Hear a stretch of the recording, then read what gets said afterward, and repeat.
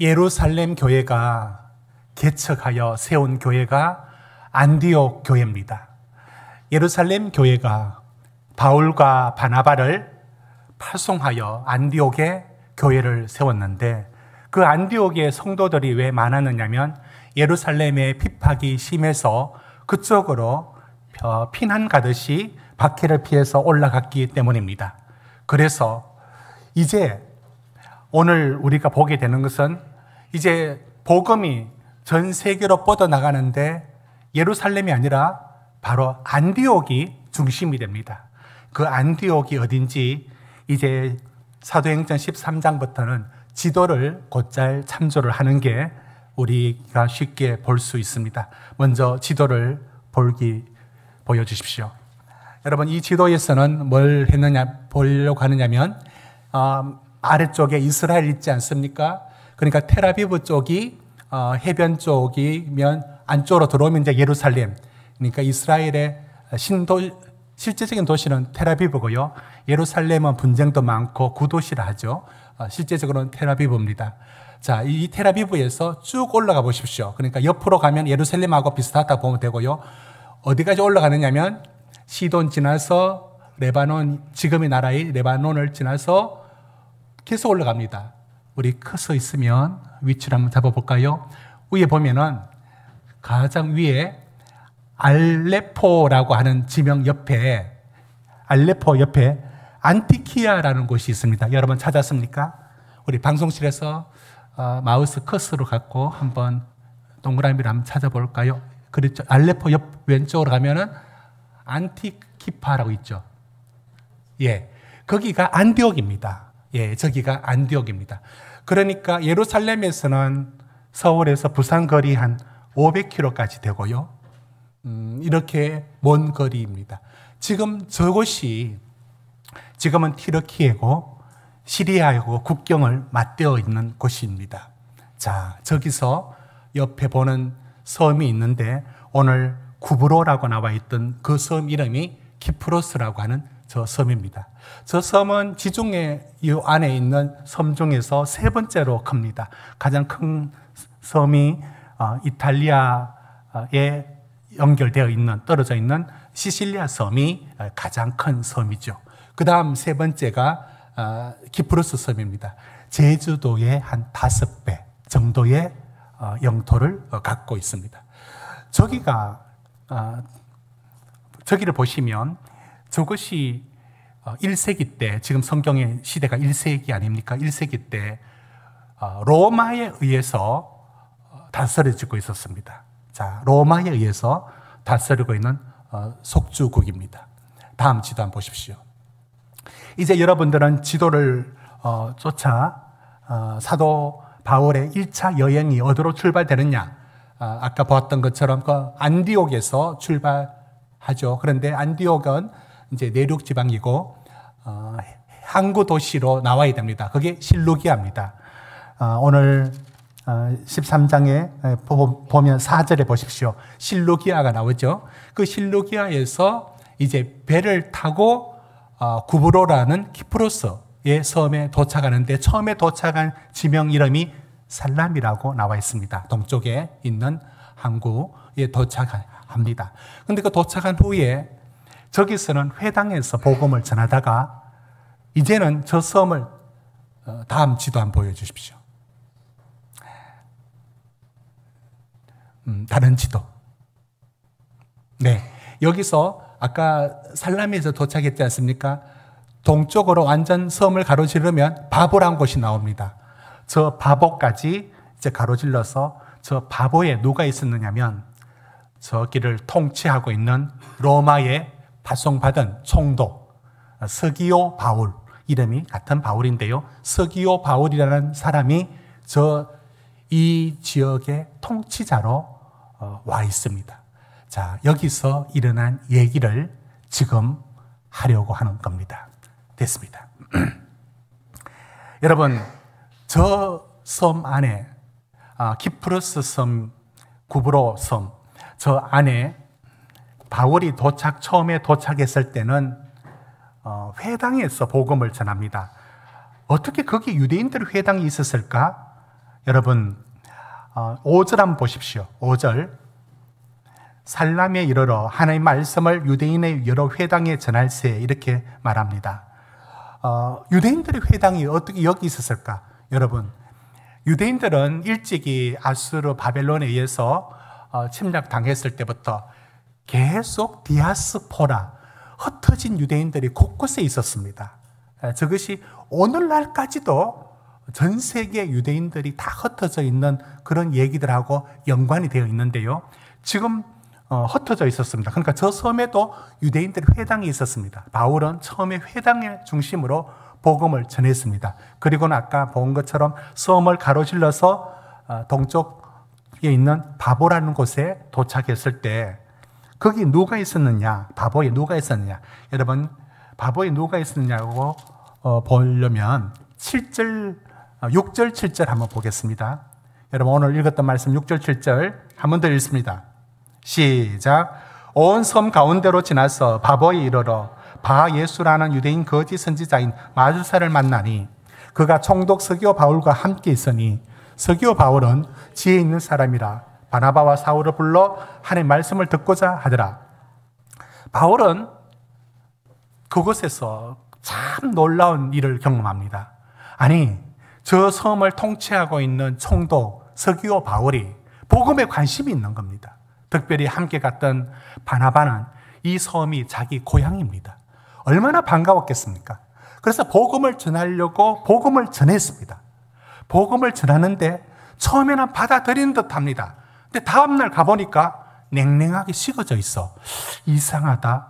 가만히 보니까 누구냐 하면 이 서기오 바울이라는 총독 옆에 고문처럼 자문처럼 하는 역할을 하고 있는, 오늘날은 마술사가 스포츠같이 여겨지지만 그때는 상당히 마치 사주팔자 보듯이 역학을 한 사람이 미래를 보듯이 그런 사람이 이 정치인들에게 어떤 미래의 자문을 해주는 그런 역할을 했는 모양입니다. 그렇게 영향력을 미치고 있었습니다.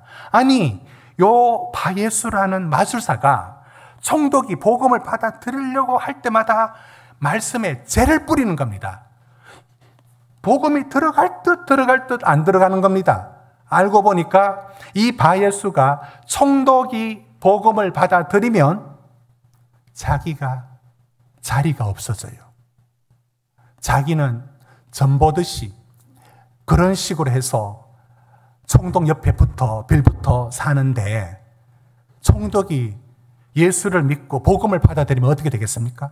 그러니까 악자같이 이를 반대하고 못 믿도록 했다. 8절 보십시오. 총독으로 믿지 못하게 애썼다라고 나와 있습니다. 저는 오늘 이 이야기를 오늘 우리 삶에서 해보고자 하는 겁니다. 무슨 말씀이냐면, 여러분 복음이 전해지는 자리에는 반드시 아무런 일이 일어나는 없는 것이 아니에요. 복음이 전해지는 곳, 복음이 들어가는 곳에서는 이게 어떤 일이냐면 이 안에 엄청난 일이 일어납니다. 우리는 이걸 생명의 역사라고 말합니다. 그러니까 생명의 역사가 일어나는 곳에는 반대 세력의 대적자가 항상 복음을 못 받아들이도록, 또는 복음을 받아들여도 흐지부지 받아들이도록, 또는 변화가 없도록, 결단이 없도록 이렇게 죄를 뿌리는 역할을 하는 세력들이 항상 있어 왔습니다.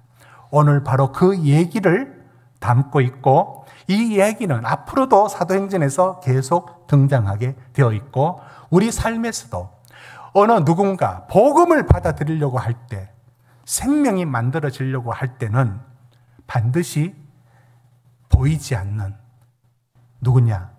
이걸 공중의 권세 잡은 자라고 말해도 되고 어둠의 세력이라도 해도 되고, 아무튼 이 반대편의 세력이 작용합니다. 여러분, 태몽이 여러분은 어떻게 보십니까? 태몽을 한낱 꿈으로 보기에는 너무 선명하고 보통 꿈과는 구분된다라고 많이들 얘기를 하지 않습니까?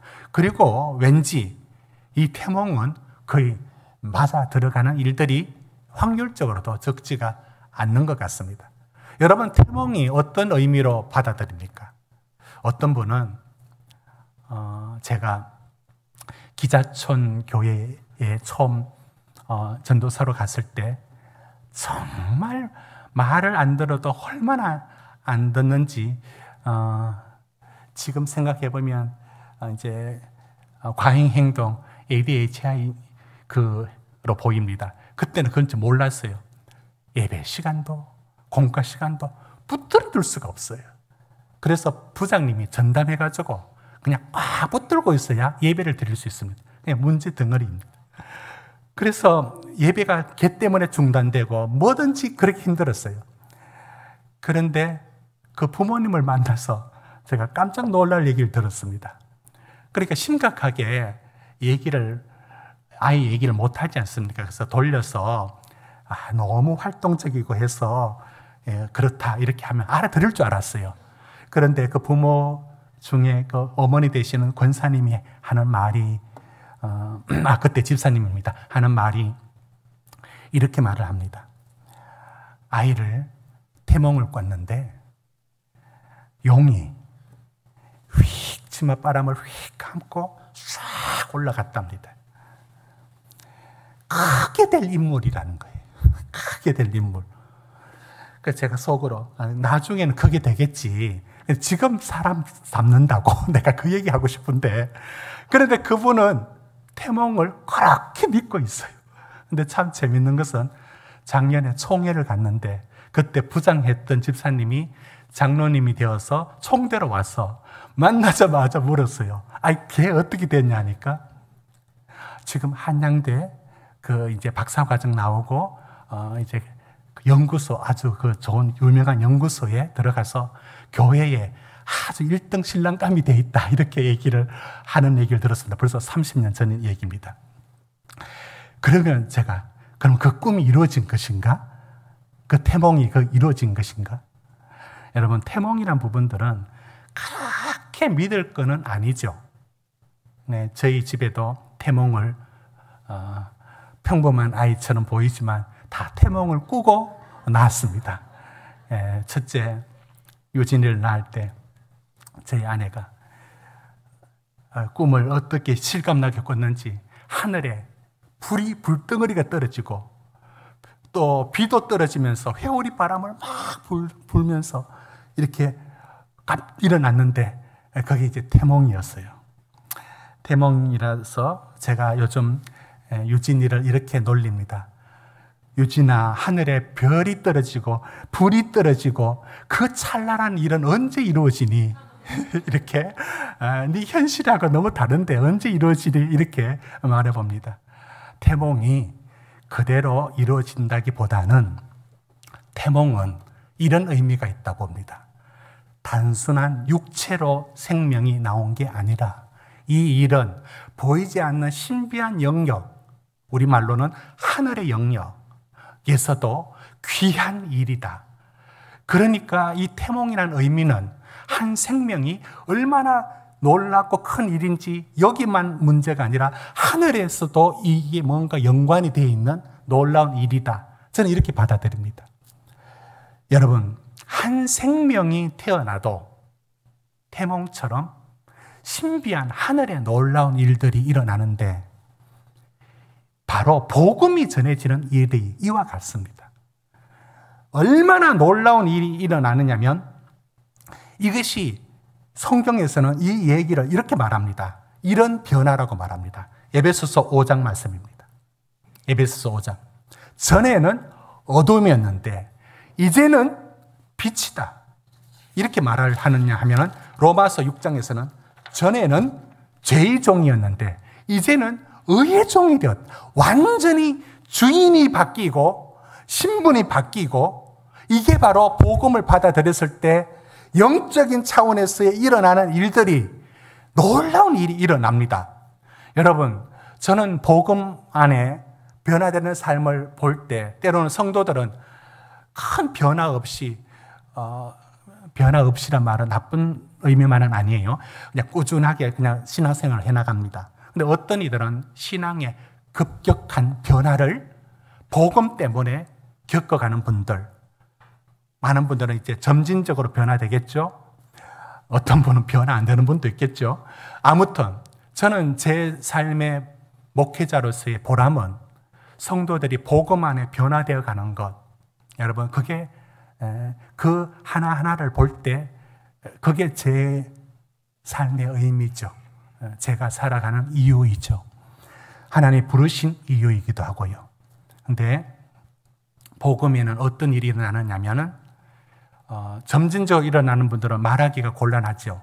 그렇지만 쉽게 어떻게 표현하기 어렵죠. 급격한 변화들이 일어나는 분들도 간혹 있습니다. 제가 이번에 얘기를 이제 수원으로 이사를 가서 이제 그 가까운 교회를 다니고 계실 겁니다. 처음 만났을 때 정말 우울증이 너무 심해서 사람들을 보면 아무도 모르는데 본인은 살아있는 게 너무 힘들다. 가족들도 이걸 이해할 수 없고 누구도 이해할 수 없다. 내가 이 고통을 당하면 얘기하면 가족들이 비웃는데요. 그거 뭐 그렇게 힘들다고. 우울증을 여러분 이해를 못해서 그렇습니다. 우울증은 가만히 있는 게, 살아있는 게 죽는 것보다 더 힘듭니다. 여러분들은 머리로는 이해가 안 됩니다. 그 상태를 겪고 있었습니다. 제게 얘기하면서도 앞에 있는 휴지를 다 뽑아 눈물을 닦을 만큼 그가 감정적으로도 너무 정말로 완전 바닥이었습니다. 어머니가 그렇게 해서 돌아가셨고 언니가 그 자기하고 비슷하게 있다가 안 좋은 일을 겪었답니다. 그러니까 자기도 이 과정을 그대로 밟고 간다는 겁니다. 제가 밤낮 기도회의 책자를 제가 따로 한 권을 프린트를 해서 드리면서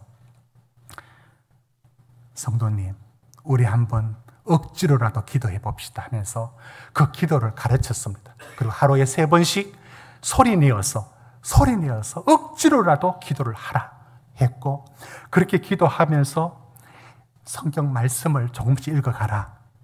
모든 건 억지로 할 수밖에 없었답니다. 그런데 그렇게 하라 했습니다. 그러면서 몇 달 가고 제가 기도를 하라고 가르쳤고 일주일에 한 번씩 또 문자로 기도를 하도록 독려를 했습니다. 그러면서 저도 기도를 했는데 4, 5개월 되었을 때 그에게 변화가 찾아왔습니다.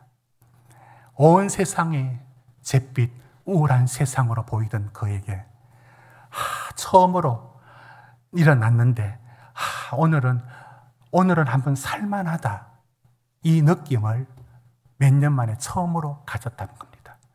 그러면서 점점 하나님 말씀이 들리고 예배 때 엎드려 있던 얼굴이 항상 말씀 들을 때 이제 그 말씀을 깊이 받아들이는 얼굴로 항상 저 2층에서 앉아 계셨던 고정된 자리가 계십니다.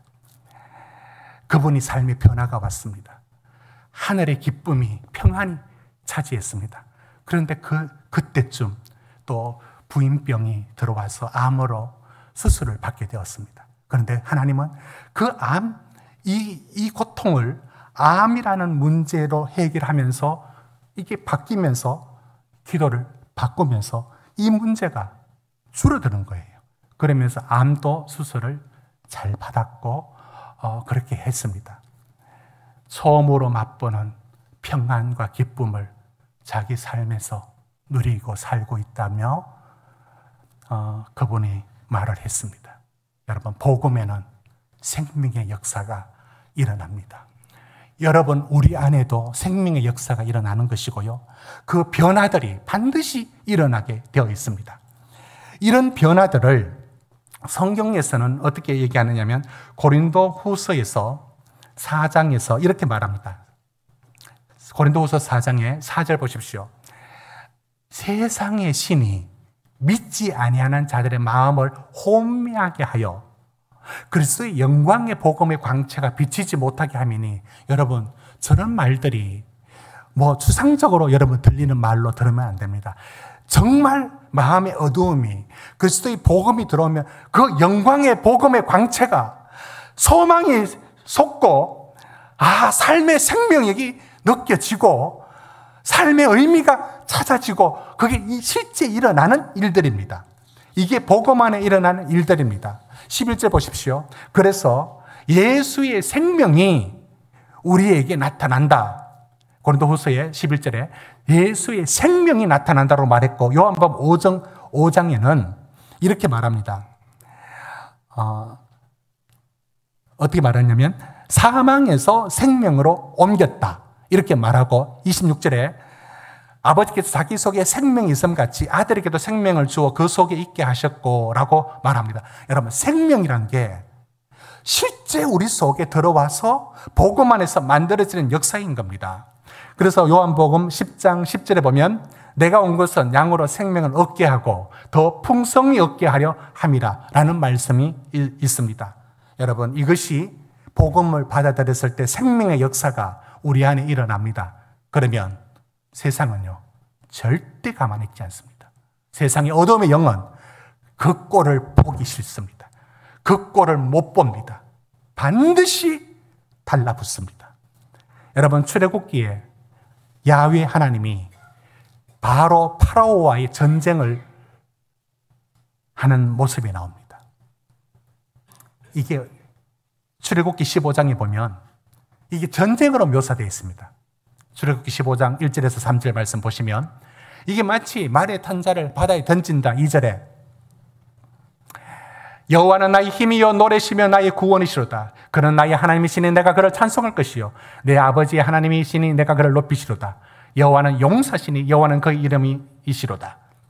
전쟁에서 승리하는 얘기로 보여줍니다. 왜?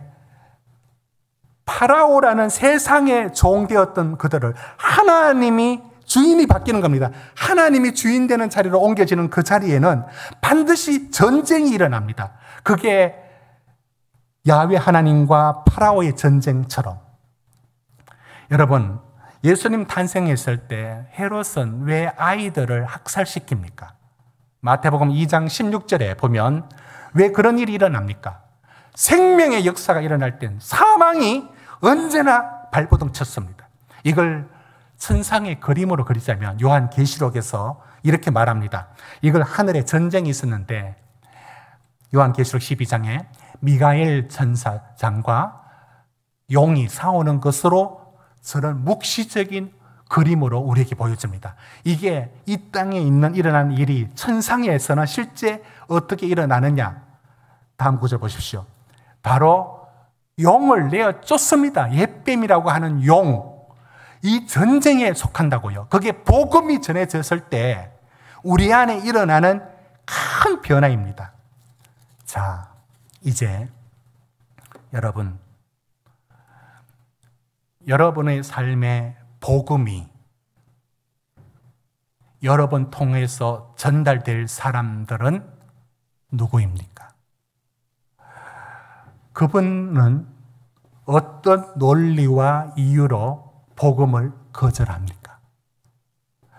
그 바 예수라는 마술사의 논리로 총독을, 복음을 못 믿도록 만들었던 논리들이 오늘날에도 다양한 방식으로, 이 마술사 같은 방식으로 복음을 죄를 뿌려 그걸 허지부지 만들거나 못 받아들이게 하는 역할들을 오늘날에 여러분 가까이에, 때로는 가족 중에 여러분은 이런 이들을 만날 수 있습니다.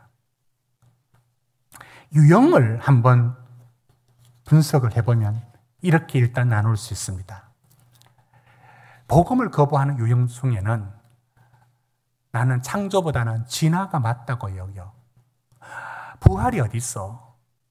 모든 게 과학적으로, 지적으로 따지기 좋아하면서 복음을 거절하는 사람의 유형이 있는가 하면, 죄의 용서를 구하는 복음을 전하면 자기는 양심껏 산다는 거예요.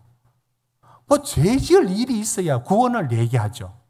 성경이 말하는 죄의 개념을 못 받아들이는 사람이 있습니다. 가장 많은 분들, 상처받은 감정령이 제일 많아요. 이분들은 어떤 식으로 얘기를 하느냐면, 제가 지나온 교회에 들었던 그대로 얘기를 하자면, 형님이 목사님이에요. 본인이 형제들 몇이 있는데 재산을 하나도 못 받았어요. 부모가 다 거기 다 줬대요. 목회하는 형님한테. 그 일로 틀어졌어요. 절대 우리 집은 교회 나가지 마. 그 부인이 권사님이 되셨어요. 끝까지 박해합니다. 끝까지 박해합니다. 이유는 저겁니다. 저런 얘기뿐이겠습니까? 온갖 감정을 얽혀 있습니다. 나는 우리 엄마 봤는데 자랄 때 우리를 내팽개쳐주고 맨날 교회 가서 붙어 살았어. 나는 그런 신앙 받고 싶지 않아. 이렇게 부모님에 대한 어떤 감정을 얽혀버립니다. 저런 분들이 굉장히 많습니다. 또 어떤 분들은 교회에 저런 일로 상처를 받았고, 난 누구에게 사기를 당했고, 이런 얘기들로 마음이 완전히 닫혀있는 분들이 있습니다. 넷째, 세속적인 쾌락령은 세상에 너무 즐거운 거예요. 고리타분하게 무슨 예배 드립니까? 이렇게 나오는 사람들이 많고, 영적 무관심력도 적지 않습니다. 영적인 무관심은요, 영적인 부분의 어떤 부분들을 인정을 하지 않습니다. 받아들이지 않습니다. 이렇게 살면 되지 뭐, 이렇게 말합니다. 그냥 심각한 것은 사회적인 반감령인데요, 안티 기독교입니다. 항상 부정적인 얘기만 하죠. 기독교의 부정적인 얘기를 가져옵니다. 목회자의 성추문 얘기, 맨날 그런 얘기합니다. 맨날 옛날에 스포츠 서울인가 성대이 서울인가 맨날 그런 걸 보는 것처럼 맨날 저런 식의 얘기만 들고 다니는 사람이 있어요. 교회 세습 얘기만 하고 할 얘기가 그거밖에 없어. 그런 사이트 제가 두 곳을 아는데 설교 시간이라서 말하지 않겠습니다. 온통 그거 얘기입니다. 그런 얘기만 모아둡니다. 이런 분들의 속에 이 꽈배기처럼 꼬여 있는 거, 저 뒤편에 누가 있는지 아십니까?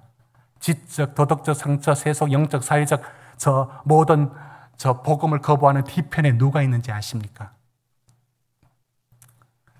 오늘 사도 바울이 이렇게 말합니다. 10절 보십시오.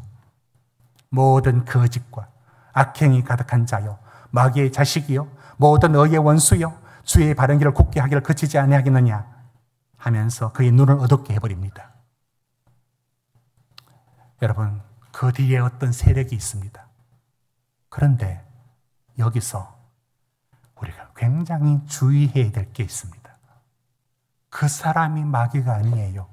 그 사람이 사탄이 아니에요. 여러분, 때로는 베드로도 예수님 십자가 지겠다라고 했을 때 주여 그리 마옵소서 했다가 사탄아 내 뒤로 물러가라, 일시적으로 사탄의 계수임을 받았어요. 사탄의 장난은 때로는 정신 안 차리면 목회자인 저도 여러분들도 사탄에게 일시적으로, 이게 중요합니다. 일시적인 말은 꼭 붙여야 됩니다. 일시적으로 그에게 끌려 쓰이는 일이 있고, 성도들 가운데도 일시적으로 사단에 속해가지고 엉뚱한 짓 하는 사람 있습니다. 그게 현재적으로 있다고요. 언제나 있어 왔습니다. 그런데 그렇다 하여 그 사람이 마귀고 그 사람이 사탄이냐, 이런 식의 이분법으로 나가면 아무런 문제를 해결할 수 없습니다. 때로는 우리도 사탄에게 장난스럽게 그 짓을 할 수밖에 없도록 시험에 빠질 때가 있습니다. 자, 그러면 어떻게 해야 할까요? 여러분은 이런 많은 분들 중에 혹시 복음을 전해야 되는데 다 예수의 논리로 복음이 안 전해지는 그들이 갖고 있는 논리를 여러분 어떻게 부술 수 있다고 봅니까? 어떻게 이길 수 있습니까? 여러분, 그래서 이 특별한 어떤 한 가지 방법이 있는 것이 아닙니다. 여러분들은 이 영혼을 에게 복음을 전하기 위하여 철저하게 지속적인 기도를 해야 합니다. 힘으로 말로써 이기는 거 아무 의미 없습니다.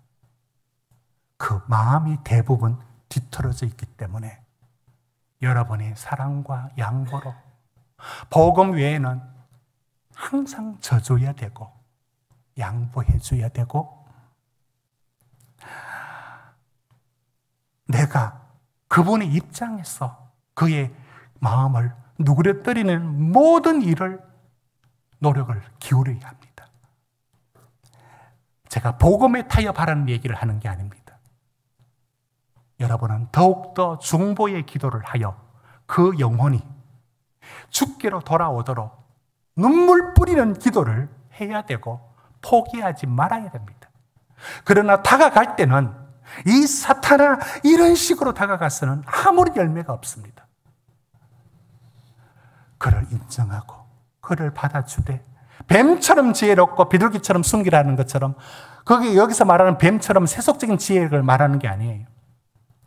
하나님께 지혜를 구하고 복음을 전하는 메신저가 내가 장애물이 되어 있을 수도 있어요. 내하고의 감정이 얽혀 있을 수도 있습니다.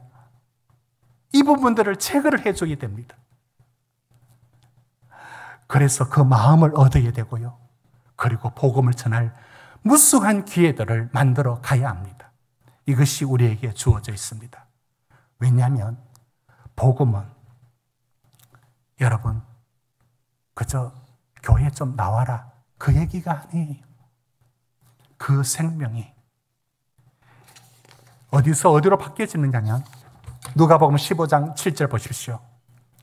잃었다가 찾은 양 한 마리를 99마리로 말미암아 기뻐하는 것보다 더하니라 라고 말했고요. 잃어버린 드라크마를 찾았을 때 그 기쁨이 크다라고 말을 합니다. 하나님이 그 영혼을 불러내기 위하여 우리를 사용하실 때 여러분 이 총독이 예수를 믿었다면 12절에 보면 믿었다라고 나와 있습니다. 그런데 그 믿음이 어떤 부분으로까지 잘했는지는 모르겠습니다. 그렇지만 이게 얼마나 큰 일입니까? 그 키프로스 섬의 모든 이들이 로마의 총독이 이 복음의 첫 출발부터 로마의 총독이 복음을 받아들였다. 그 섬은 완전 복음화되는 겁니다. 바로 하나님이 우리를 통하여 불러낼 영혼들이 있어요. 담을 쌓아서는 안 됩니다. 언제나 여러분들이 복음 외에는 져줘야 되고 양보해야 되고 그 마음을 얻기 위하여 노력해야 되고 지혜를 구해야 됩니다. 그리고 그 뜨거운 살아있는 복음이 그에게 들어갔을 때 일평생에 여러분 어떤 유산을 남겨주는 것보다 예수의 복음 제대로 받아들여져서 전달이 되면은 세상에 그 어떤 것을 전해주는 것보다 이것보다 놀라운 일은 없습니다. 놀랍고 놀라운 일이 복음 안에 일어나기 때문에 지금 여러분들의 많은 여러분 곁에 두고 있는 이들이 바 예수의 논리 속에 복음이 그들 심령에 스며들지 않고 있는 이 과정들을 영적인 과정들을 볼 줄 알아야 합니다. 그리고 기도하면 하나님이 기회와 때를 만들어 갑니다. 여러분은 이 복음을 전하는 과정에 여러분이 끼어져야 합니다. 여러분이 어떻게 끼어져야 내가 장애물, 복음을 전하는 내가 그 자체의 장애물인 내가 될 수도 있습니다. 내가 끼어지는 과정을 겪으면서 그 복음은 전달됩니다. 오늘 우리가 여기 있습니다. 하나님이 이 자리에 우리를 불러내기까지 하나님이 얼마나 많은 이들을 통하여, 얼마나 많은 시간을, 자원을 통하여 일하셨는지 잊지 마십시오. 하나님이 그 일을 지금 우리에게도 맡기고 있는 것입니다.